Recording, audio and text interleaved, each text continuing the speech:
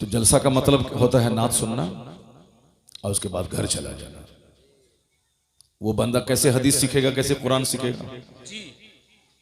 अभी जिस तरह भीड़ लगी थी चारों तरफ नात सुनने की, और पूरा मजमा उछल उछल के दाद दे रहा था और हाथ उठा उठा के पागल हो रहा था, जैसे लग रहा था कि ये इसराइल को यहां से उठेगा और इसराइल नाम का मुल्क दुनिया से मिटा देगा। ये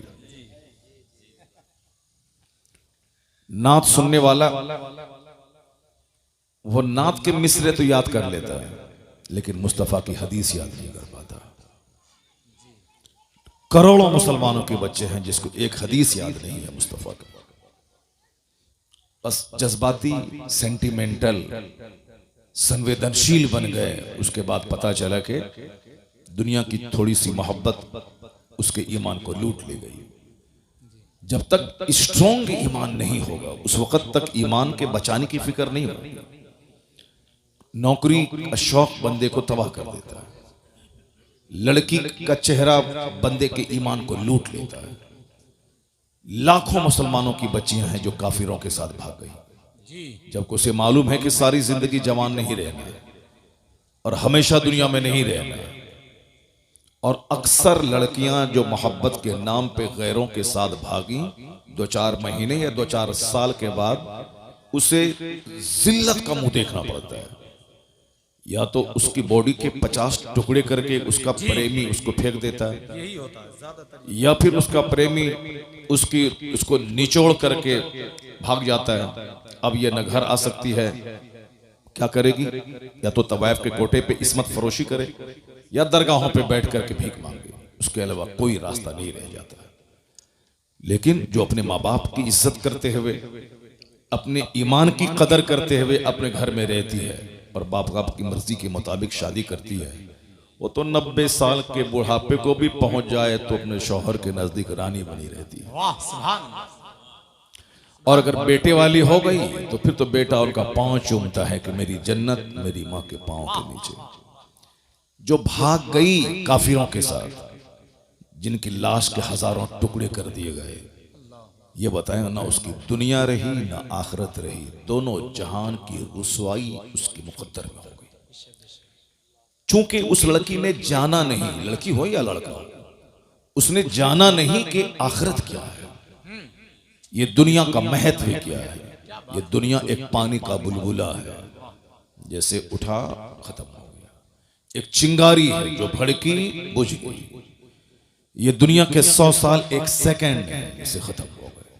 काफिर चाहे गुड़ खाए के गोबर खाए के शराब पिए के पानी पिए, उसका तो कोई संविधान ही नहीं है उसके पास, ना कोई जीवन पद्धति है, ना कोई नियमावली है, ना कोई सिलेबस ऑफ लाइफ है उसका। उसके नजदीक सब बराबर है, शराब बराबर है, गाय का पेशाब बराबर है, वो जो चाहे पिए। ये तो हम मुसलमानों को समझना है कि क्या राइट है क्या रॉन्ग है, क्या गुड है क्या बैड है, क्या जायज है क्या ना जायज है, क्या करना है क्या नहीं करना है। तो हम मुसलमानों को समझना है, और हमको समझाने के लिए अल्लाह ने अपने महबूब को दुनिया में भेजा है, और हमको समझाने के लिए अल्लाह ने अपने महबूब पर कुरान नाजिल फरमाया कि अल्लाह के महबूब अपना वक्त ज़ाहिरी मुतय्यन पूरा करने के बाद अब वो अपनी कब्र अनवर में आराम करेंगे और सारी उम्मत पे नजर रखेंगे, और इनकी हिदायत के लिए मुस्तफ़ा की हदीस है और अल्लाह का कलाम कुरान करीम है। इन दोनों की रोशनी में मुसलमान जिंदगी गुजारते रहे। बहुत अच्छा। तो अब वो कुरान वो हदीस हमारे लिए एक जीवन पद्धति है कि हम कैसे जिए, कुरान में देखें, हम कैसे जिंदगी के दिन गुजारे, मुस्तफ़ा की हदीस में देखें। दूसरों के पास इस तरह की कोई नियमावली नहीं है। जो मन में आए सो करना है। मन में आया शराब पी लिया, मन में आया गाय का पेशाब पी लिया, मन में आया गोबर का इस्तेमाल कर लिया, और मन में आया सांप को काट के खा लिया। जो मन में आया, जब चाहे वो रात के 4 बजे सो जाए, दिन के 11 बजे उठ जाए, कोई टोकने वाला नहीं। ये तो हर जुमा के दिन मेरा खतीब मेंबर से कहता है कि इन्नल्लाह यअमुरु बिल अदल, अल्लाह तुम्हें हुक्म देता है अदल करने का। अल्लाह तुम्हें हुक्म देता है एहसान करने का, अल्लाह तुम्हें हुक्म देता है अपने रिश्तेदारों को देने का, रिश्तेदारों से लेने का नहीं, निचोड़ने का नहीं, अपने रिश्तेदारों से बाइक नहीं लेने का, कार नहीं लेने का, पैसा नहीं लेने का, क्या बात है। बल्कि अल्लाह तुझे दे तो अपनी तरफ से जिस तरह अपनी माँ बाप को देना है उसी तरह अपनी सास को भी देने का, ससुर को भी देने का। अपनी बीवी के बाप को कंगाल बना के उस बीवी के सामने कैसे मुंह दिखाओगे जिस बीवी के बाप की जमीन बेचवा के तुमने गाड़ी खरीद ली, जिस बीवी के बाप को भीख मंगवा के तुमने स्कॉर्पियो ले लिया, कैसे उस बीवी को मुंह दिखाओगे, कैसे उसके सामने बोलोगे कि मैं तुम्हारा शौहर नामदार हूं। वो बीवी तो बोलेगी तेरे हाथ में जो वॉच है वो तो मेरे बाप ने दिया, क्या बात है। वाह, जो तुमने 3 पीस का पैंट शर्ट पहना वो मेरे बाप ने दिया, क्या बात है। जो तुम्हारे घर में पाँव पोछने वाला है वो तो मेरे बाप ने दिया, जो तुम्हारे घर का दरवाजे का विंडोज का डोर्स का पर्दा है वो भी मेरे बाप ने दिया, ये गाड़ी जिस गाड़ी पे चलते वो भी मेरे बाप ने दिया है, तेरा है क्या। और तू जो बोलेगा कि मैं शौहरे नामदार हूं, शौहरे नामदार वो नहीं होता है कि जो अपनी बीवी के बाप को कंगाल बना के ऐश करता है, शौहरे नामदार वो होता है क्या बात है जरा। जो अपनी कमाई से घर बनाता है, वाह, अपनी कमाई से फर्नीचर बनाता है, अपनी कमाई से वॉच से लेके शूज से लेके स्पेक्टेकल से लेके 4 व्हीलर और 2 व्हीलर तक खरीदता है, अपनी कमाई से फ्रिज, एसी, वॉशिंग मशीन सब लेता है, और एक नेक संजीदा लड़की से निकाह करके उसके बाप से कहता है कुछ नहीं सिर्फ बेटी देना हमको, वाह, सुभान अल्लाह। चूंकि हमें निकाह करना है आपकी बेटी से। नेक लड़की को अपने घर में लाएगा और कहेगा तुम देखो ये मेरा घर है, रानी बन के तुम रहो, ये फ्रिज मेरा है, ठंडा पानी तुम पियो, ये साहब मेरे घर हैं, मैं तो बाहर मारे मारे फिरूंगा 2 रुपए कमाने के लिए, और तुम इसमें क्वीन बन के रहो मेरे घर में। मालूम है जो लड़की अपने शौहर के घर में इस तरह आएगी न कभी तकरार होगी, न कभी लड़ाई होगी, न कभी तलाक होगी, बल्कि अपना दिल शौहर के पांव के नीचे बिछा देगी। वाह, सुभान अल्लाह। ये जीने का एक तरीका है, रिश्तेदार को देने का, लूटने का नहीं, वरना सारी जिंदगी कंगाल रहेगा बंदा। काफिर तो फिनारे जहन्नम, हमेशा के लिए जहन्नम में जलेगा, उसका तो कोई मतलब ही नहीं, क्योंकि हमको जन्नत जाना, क्योंकि हमको ये दुनिया का 100 साल तो 1 सेकंड है, खत्म हो जाएगा, हमारे लिए आखिरत है। यही हदीस का सबसे बड़ा उन्वान है, यही कुरान पाक का सबसे बड़ा टॉपिक है कि हमारे लिए आखिरत है। तो अक्लमंद है वो जो आखिरत की बात सोचे। ए लड़का, ए कहां भाग रहा है, बैठो, क्या बंदर की तरह करता है यार, छुछंदर की तरह करता है, नात पढ़ता रहा, सुनता रहा, और अभी हदीस पढ़ रहा हूं, भाग रहा है। अगर इसको हिंदुस्तान का हिंदू इसको काटेगा तो कसूर किसका है? जी, अगर हमारे घरों को ये काफिर उजाड़े तो कैसे तड़पेगा और कैसे अल्लाह की रहमतों को आवाज देगा।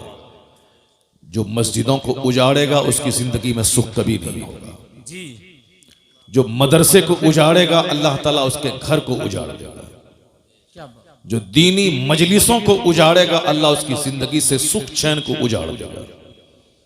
कभी गौर करते हो कि सारे लोग बंदर की तरह मारे मारे फिर रहे हैं, अरबों में खेलने वाला भी छुछंदर की तरह मारे मारे फिर रहा है, चेहरा काला है, खुदकुशी है, सुसाइड है, जहर खुरानी है, दिन रात का टेंशन है, 1 दर्जन बीमारी में घिर के तड़प तड़प के मर जाना है।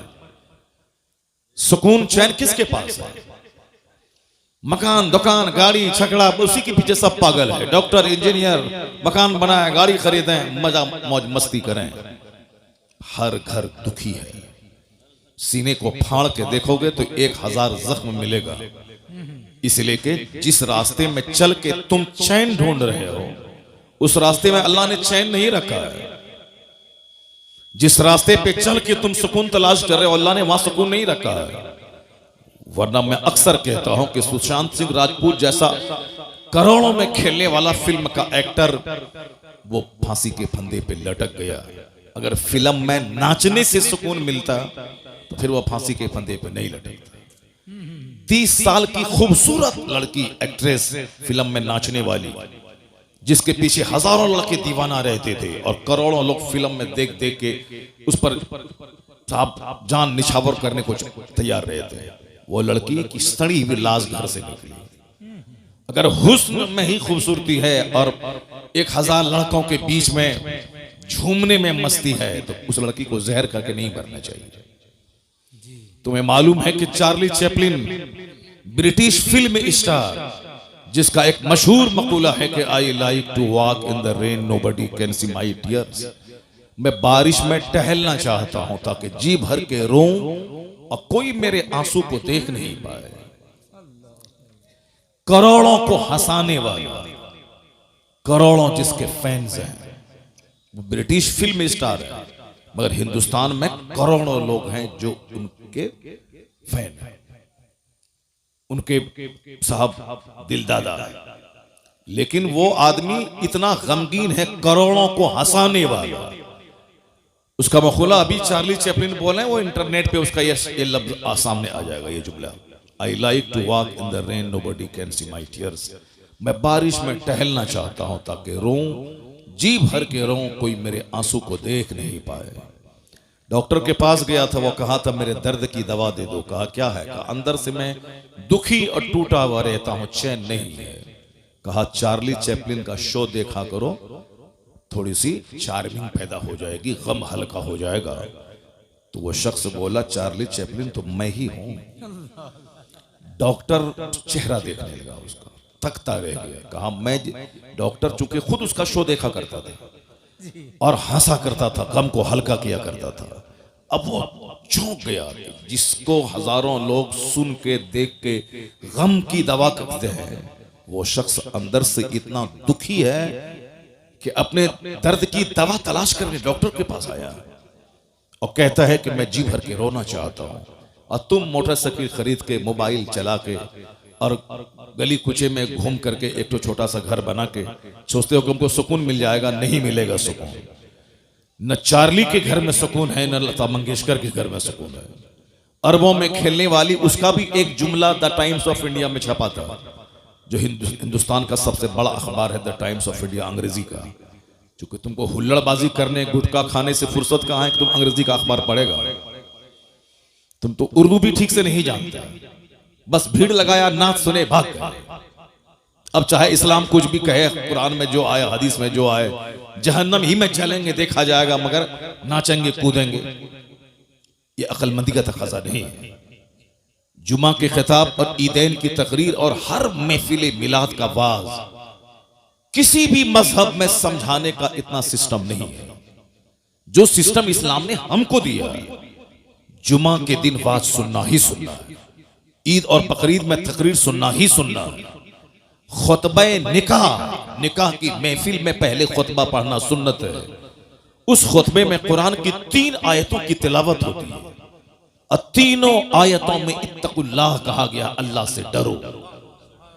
शादी का मौका है और ये खुतबा सुन्नत है, सरकार ने खुतबा पढ़ा और उसमें 3 आयतों की तिलावत होती है। या अय्युहन्नासुत्तकू, ऐ लोगो अल्लाह से डरो। या अय्युहल्लज़ीना आमनू तक़ुल्लाह हक़्क़ तुक़ाती, जिस तरह अल्लाह से डरने का हक है उस तरह ए ईमान वाले डरो। या अय्युहल्लज़ीना आमनू तक़ुल्लाह वक़ूलू क़ौलन सदीदा, ऐ लोगो, ऐ ईमान वालो अल्लाह से डरो और सच्ची बात बोलो, लाग लपेट वाली बात मत बोलो। अंदर में कुछ, जबान पे कुछ मुनाफिकत वाली बात मत बोलो, सीधी बात बोलो, सच्ची बात बोलो। क़ूलू क़ौलन सदीदा युस्लिह लकुम, जो तुम्हारी जिंदगी को संवार देगा। अल्लाह से हम सोचते हैं कि निकाह का मौका खुशी का मौका है। ये 3 आयतों की तिलावत, आयत खौफ की तिलावत हुजूर ने की है। क्यों? कि इस मौके पे आदमी अक्सर बहक जाता है, इसलिए हुजूर ने 3 आयत खौफ की तिलावत करके बताया है, न तेरे बेटों की लाश तुझको काफिर बनाए, न तेरे बेटे की बारात तुझको दीन से फिरा दे। चाहे बेटे की बारात निकले तो भी तुम दीनदार बन के रहना, चाहे बेटी का जनाजा निकले तो भी तुम दीनदार बन के रहना। सुभान अल्लाह, सुभान अल्लाह। यानी बेटे की बारात निकले तो भी नमाजी बन के रहना, चाहे घर से जनाजा निकले तो भी नमाजी बन के रहना। ना खुशी का मौका तुझे फिरौन बना दे, ना गम का मौका तुझे दकियानूसी बना दे और अल्लाह की रहमतों से मायूस कर दे। ऐसा नहीं, अपने रसूल की रस्सी को मजबूती से थामे रहना। गमी में भी मोमिन रहोगे, खुशी में भी मोमिन रहोगे, हर हाल में मुसलमान रहोगे। तो ये वास की तरकीब इस्लाम ने दी है। क्यों? एक जुमा को तकरीर सुना कि दुनिया कुछ नहीं है, लगा कि अब हमको आखिरत की तैयारी करनी है। लेकिन जैसे ही वहां से जुमा पढ़ के घर आए, बाल बच्चों का मुंह देखा, तकरीर का 10% पानी वहीं खत्म उतर जाता है।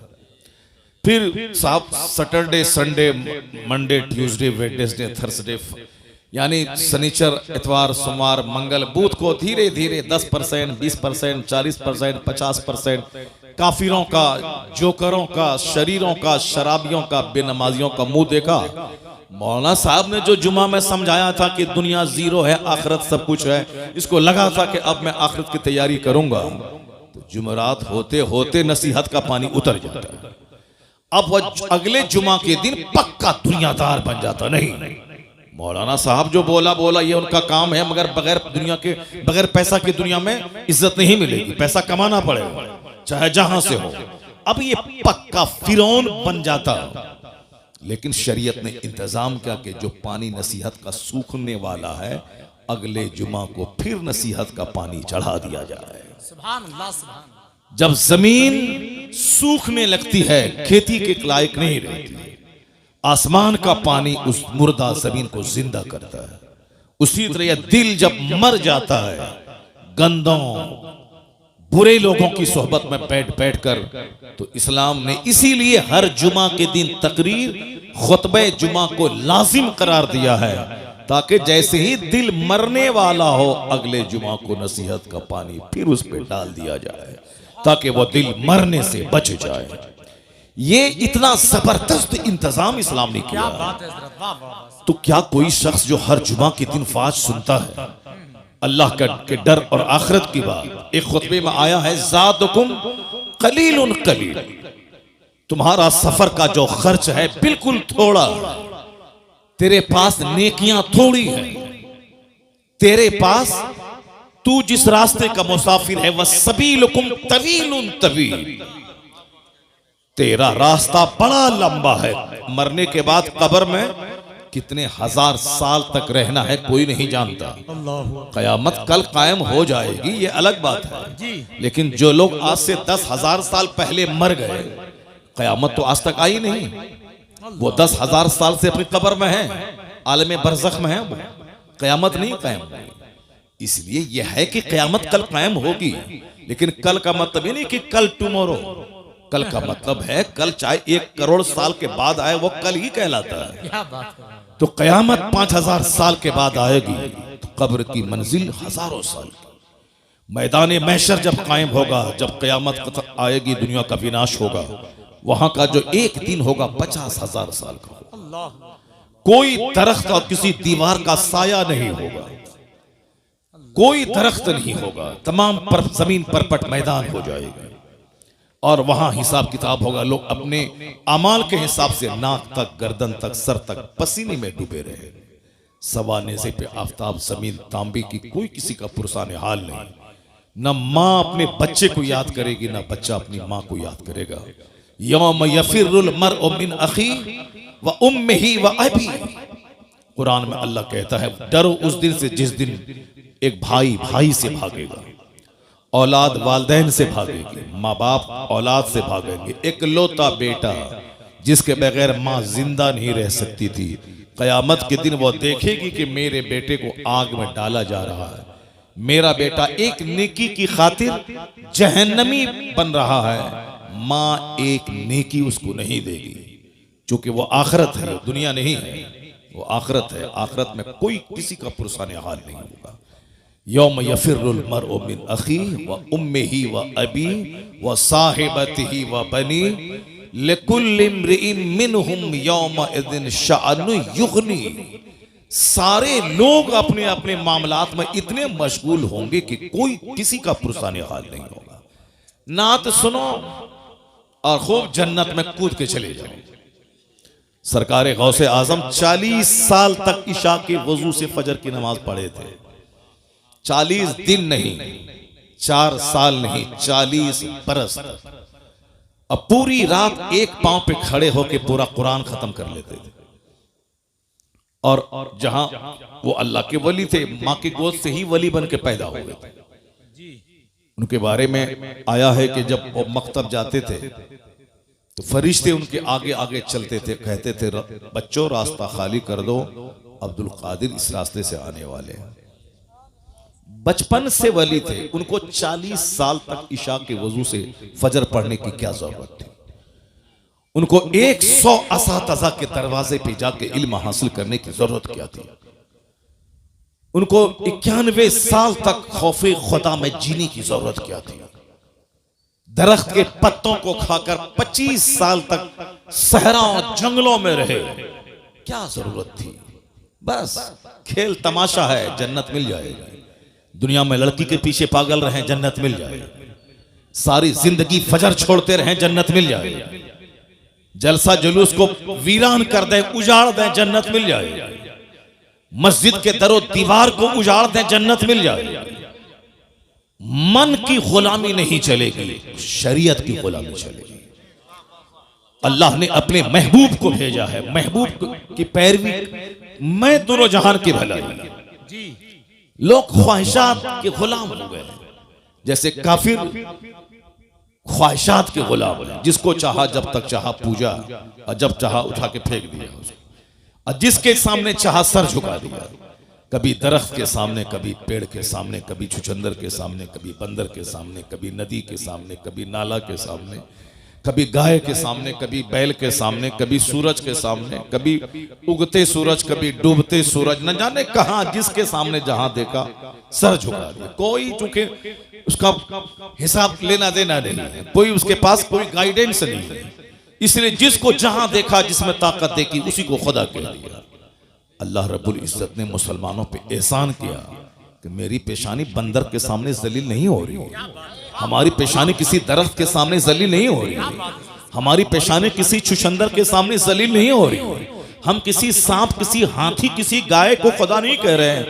एक खुदा को माना, बेशुमार जगहों पे पेशानी जलील होने से बच चले। यह इस्लाम लाने का सबसे बड़ा बेनिफिट यही है कि कहो ला इलाहा इल्लल्लाह, there is no any god but अल्लाह। अल्लाह मेरा माबूद है। अब जन्नत तो वहां मिलेगी, इस दुनिया में दर दर की ठोकर खाने से पेशानी बच गई। और यह दलील बनकर अल्लाह ने अपने महबूब को भेजा, दलील बनाकर।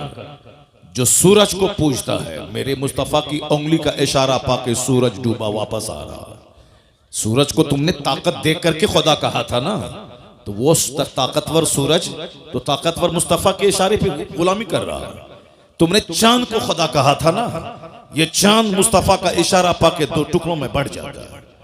तुमने पत्थर को खुदा कहा था, ये पत्थर मुस्तफा के पाए अक़दस को पाके अपने सीने पे नक्श उभार लेता है, पत्थर मुस्तफा पे सलाम पढ़ता है। तुमने सांप को खुदा कहा था, ये सांप मुस्तफा के गुलामों की गुलामी कर रहा है। तुमने समंदर दरिया को खुदा कहा था, वो दरिया मुस्तफा के गुलामों के लिए धूल में तब्दील हो जाता है। तो जिस दरख्त को तुमने खुदा कहा था, ये दरख्त मुस्तफा को सजदा कर रहा है। इसलिए ए सारी दुनिया के लोगों, अगर तू तलाश करता है कि मेरा खुदा कौन है, आ जाओ मेरे महबूब के पास। जिन जिन चीजों की तू परस्तिश करता है, जिसको खुदा कहता है, वो सारी चीजें मुस्तफा के इशारे पे गर्दिश कर रही है। अब जब दुनिया मुस्तफा के पास पहुंचेगी, अब वहां उसको ज्यादा देर नहीं लगेगी खुदा की मार्फत हासिल करने में। क्योंकि जो सबसे ज्यादा ताकतवर है, जिनको दरख्त सजदा करे, जिनका कलमा पत्थर पढ़े, जिनके इशारे पे सूरज और चांद गर्दिश करें, ये अपनी पेशानी जमीन पर टेके हुआ है और कहता है सुबहान रब्बियल आला।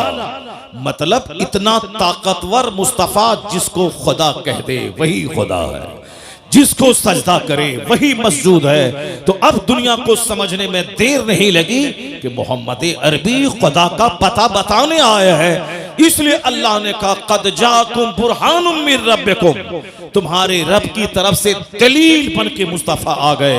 मुस्तफा को देखो खुदा समझ में आएगा, इन्हें देख ले दुनिया की सच्चाई समझ में आ जाएगी, आखिरत की सच्चाई समझ में आ जाएगी। बहुत अच्छा हजरत। मुस्तफा दोनों जहान की वास्तविकता को बताने आए हैं। अब जाहिर सी बात है, जो हुजूर को पढ़ेगा वो जानेगा, जो सरकार दो जहां की बायोग्राफी का मुताला करेगा वो जानेगा, और जो तमाशा देखेगा जागे जाएगा तो सारी जिंदगी कलमा भी ठीक से नहीं पढ़ पाएगा।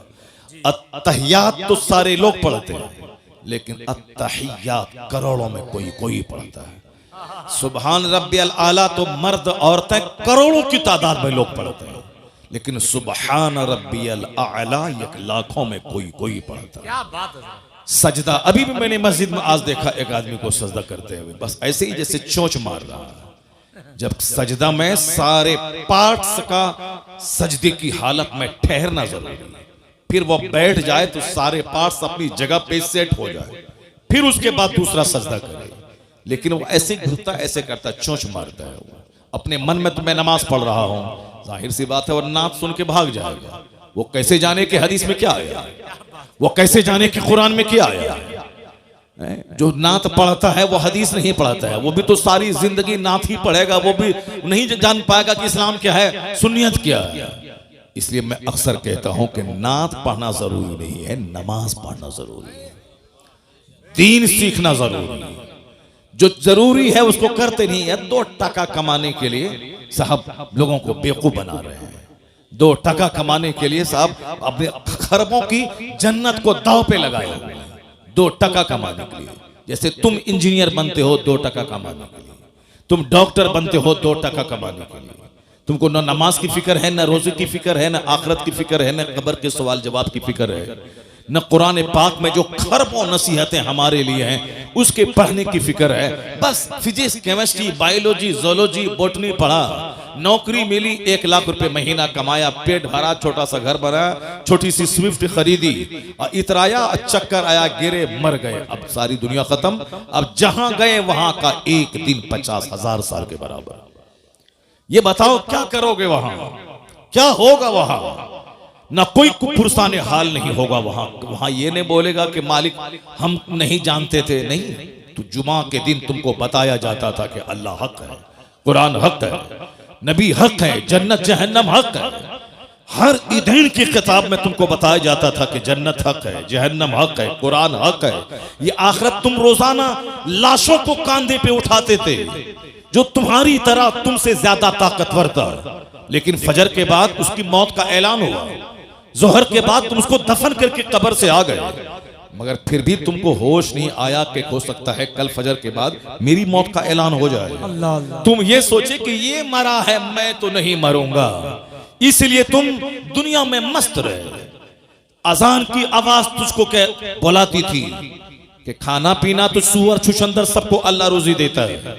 वमा मिन दाबतिन फिल अर्द इल्ला अल्लाह रिज़्क़ुहा। कुरान साफ कहता है कि जमीन पे चलने वाला कोई चौपाया ऐसा नहीं है जिसकी रोजी का जिम्मा अल्लाह ने न लिया हो। काफिर अल्लाह को गाली देता है मगर अल्लाह उसे भी रोजी देता है। जो अपनी इज्जत बेचकर तवाइफ के कोठे पे 2 रुपया कमाती है, अल्लाह उसे भी रोजी देता है। सूअर, बंदर, छुछंदर, सांप, उसको अल्लाह रोजी देता है। जो अल्लाह को गाली देता कहता है कि कोई अल्लाह नहीं है, वह नास्तिक माअज़ल्लाह, अल्लाह उसे भी रोजी देता है। सारी कायनात का खालिक अल्लाह है, इस सबको इसका इकरार है। चाहे भले ही अपनी जबान में जो कह दे, वह बोले कि साहब उस खुदा को जो अपनी जबान में, इब्रानी में, सुरियानी में, अंग्रेजी में, हिंदी में जो कहे, मगर वह बोलता है कि गॉड इज वन, अल्लाह एक है जो सारी दुनिया को पैदा किया है। भले ही बहुत सारे लोग हैं जो किसी राजा के बेटा को खुदा कहता है, जो खुद माँ के पेट से पैदा हुआ है, जो एक राजा का बेटा है, ये खुदा कैसे हो सकता है? जो अपने माँ के पेट में रहा, पैदा हुआ, उसकी माँ थी, उसका बाप था, जो दुनिया का खुदा है उसका कोई न माँ है न उसका बाप है, वो लम यलिद वलम यूलद है, और ये इस राजा के बेटा को खुदा कहता है। तो अब उनको कहा जाए तो वो कहता है कि हाँ ये उस खुदा का ये अवतार बन करके आ गए। अब तरह खुराफात में लोग गुम हो गए। खुदा का अवतार बन के आ गए, खुदा का पैगंबर बन के बंदा आता है, खुदा बन के कोई आदमी की शक्ल में नहीं आता है। तो अब वो अपने हिसाब से कह रहा है, मगर ये कह रहा हूं आपसे कि उसको जैसे चाहे वो बोलता है, लेकिन सच्ची बात यही है कि दुनिया का खालिक मालिक अल्लाह है। वही सबको पैदा किया है, वही सबको मौत देता है, वही सबके लिए जन्नत और जहन्नम वहां बनाया है कि जो यहाँ ईमान लाया अच्छा काम करें उसके लिए जन्नत है, जो यहाँ ईमान नहीं लाए बुरा काम करें उसके लिए आग है। और इस दुनिया में रोजी सबको मिलेगी, कोई भूखा नहीं मरेगा। वमा मिन दाब्बतिन फिल अर्द इल्ला अलल्लाहि रिज़्क़ुहा, जमीन पर चलने वाला कोई चौपाया ऐसा नहीं है जिसको अल्लाह रोजी नहीं देता। इन्नल्लाह हुवर रज़्ज़ाक़ु ज़ुल क़ुव्वतिल मतीन, अल्लाह जबरदस्त रोजी देने वाला है। इसलिए अल्लाह मोमिन को भी रोजी देता है, काफिर को भी देता है, नेक को भी देता है, बद को भी देता है, नमाजी को भी देता है, बेनमाजी को भी देता है। इसी पॉइंट को अगर आप गौर से सुन लें तो मकसद जिंदगी का फलसफा मसला हल हो जाएगा। क्योंकि गौर से सुनते ही नहीं, आप बोलते कि मौलाना साहब तकरीर अपने हिसाब से करते हैं, जो वो रट के आते हैं, बोल के आते हैं, अपना मजमून सुना दिया, अपना काम किया, चला गया। जैसे कोई आया नात पढ़ा, जो गाया अपना पढ़ा, अपना काम किया, चला गया। वैसे ही मौलाना साहब अपना गा रहे हैं, अपना बजा रहे हैं और गा बजा के चले जाएंगे। ऐसा नहीं है, ऐसा नहीं है। आलिम दीन कुरान सुनाते हैं, हदीस सुनाते हैं। ये वो काम है जो अंबिया और मुरसलीन के गुलाम बनकर उलमाए कराम कर रहे हैं। यही पैगाम अंबिया कराम पहुंचाते थे कि तुम अपना मकसद हयात पहचानो, तुम जानो कि तुम क्यों पैदा हुए, और उलमा अंबिया के वारिस बनकर तुम तक सच्चाई पहुंचाते हैं कि दुनिया की वास्तविकता क्या है, हकीकत क्या है, हम क्यों पैदा होते हैं, क्यों मर जाते हैं। यह सच्चाई यही है कि रोजी सबको मिलेगी। जो रोजी सबके लिए है उसके लिए मेहनत देखिए कितनी है। 30 साल पढ़ना, 30 साल नौकरी करना, यह है उस वह रोजी जो रोजी बंदर छुछंदर सबको मिलती है।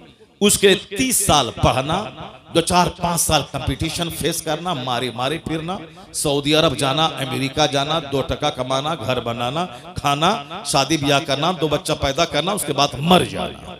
ये रोजी जो सबके लिए, उसके लिए इतनी मेहनत है। मगर जन्नत सबके लिए नहीं है, जन्नत करोड़ों में किसी किसी के लिए है।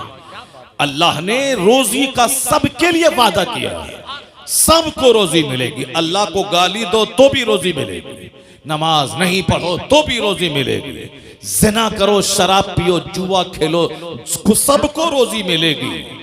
मगर जन्नत सबको नहीं मिलेगी। जन्नत करोड़ों में किसी किसी को मिलेगी। और जन्नत मिलेगी किसको? इल्लल लज़ीना आमनू व अमिलुस सालिहात, जो ईमान लाया, अच्छा काम किया। यहां इज्जत की रोजी मिलेगी, मरने के बाद मुस्तफा की जन्नत मिलेगी। सुभान अल्लाह, सुभान अल्लाह, सुभान इल्लल लज़ीना आमनू व अमिलुस सालिहात, जो ईमान लाया, अच्छा काम किया। तो मैं 24 घंटे में जो रोजी के लिए 12 घंटे में मारे मारे फिरता हूं, जो रोजी सबके लिए है, ये 12 घंटे जन्नत के लिए फिरना चाहिए। हकीकत में जहां खरबों साल रहना, जहां महासंखों साल रहना, उसके लिए 12 घंटे अगर बंदा पागल रहे तो आदमी समझेगा हाँ हाँ जो असल है, हकीकत है, सच्चाई है। जहां खरबों साल रहना है, जो जन्नत हमारे लिए है कि नहीं है, बंदा डरता रहे, उसकी तैयारी करे। ये लोग देखेंगे तो कहेंगे हाँ ये मकसद हयात को पा लिया। जो रोजी कोढ़ी के लिए भी है, जो रोजी समाज का निकम्मा जो फालिज ज़दा है उसके लिए भी है। यहां अरबों में खेलने वाला आदमी ऐसे सूख के कांटा हो गया, शुगर ने अटैक किया और सारा गोश्त को शुगर चाट गया। और जिसका 2 पांव नहीं है वो रेलवे स्टेशन पे भीख मांग रहा है। इतना मोटा ताजा है कि उसको देखने के बाद आदमी दंग रह जाता है। पांव दोनों नहीं है, फालिज ज़दा, लेकिन मोटा ताजा है साहब, बॉडी से जैसे चर्बी फट जाएगी।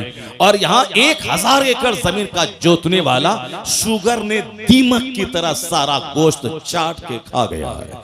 इसका मतलब है अगर मेहनत से बंदा खाता, ये अरबपति को खूब ज्यादा मोटा रहना चाहिए।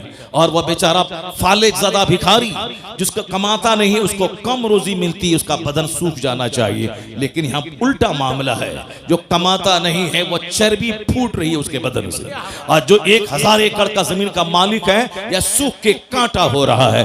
पता चला रोजी कमाई की बुनियाद पर नहीं मिलेगी।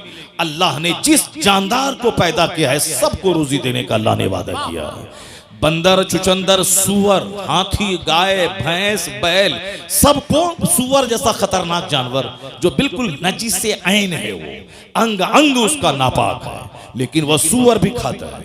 कुत्ता, जिसको कुत्ता कह करके लोग उद्धृत करते हैं ये कुत्ता है, वो कुत्ता को भी रोजी मिलती है। मछली, जो व्हील मछली जो रोजाना की खुराक उसकी मनों में है, वो समंदर में छोटी छोटी मछलियां अल्लाह ने इतनी पैदा कर दी ताकि बड़ी मछली छोटी मछली को खा के जिंदा रहे। सांप नाबीना, जो दरख्त की सबसे ऊंची टहनी में लिपटा हुआ रहता है, अल्लाह परिंदों के जरिए उसके मुंह में रोजी डाल देता है। रोजी सबके लिए, जन्नत सबके लिए नहीं है। तो अक्लमंद है वो जो रोजी के लिए कम मेहनत करे, जन्नत के लिए ज्यादा मेहनत करे। और बेवकूफ है वो जो जन्नत की फिक्र ही ना करे और दुनिया की रोजी के लिए मारा मारा फिरता रहे। और ये मेरी बोली नहीं है, ये बोली मुस्तफा की है। आका फरमाते हैं हदीस में, अल कैजसो मंदाना नफ्स वो अमील लिमा बादल मौत वल आजिसो मन अतबा नफ्सहु हवाहा सुम्मा व तमन्ना अल्लाह। मुस्तफा कहते हैं दफाई सीजवन, अक्लमंद है वो जो अपने नफ्स को दबाता रहे, नफ्स को कुचलता रहे और मरने के बाद की तैयारी करता रहे। वह अमीला लिमा बादल मौत, मरने के बाद जो एक अपार दुनिया है, जो एंडलेस दुनिया है, जिस वक्त आज का कोई खात्मा ही नहीं है, उस दुनिया की तैयारी करता रहे। इस दुनिया में ऐसे रहे जैसे कोई मुसाफिर रहता है, दुनिया में ऐसे रहे जैसे कोई एक मुसाफिर रहता है, अजनबी रहता है। Live in this world as if you are a stranger और ए ट्रेवलर, कुन फिद दुनिया कअन्नका गरीबुन और आबिरु सबील।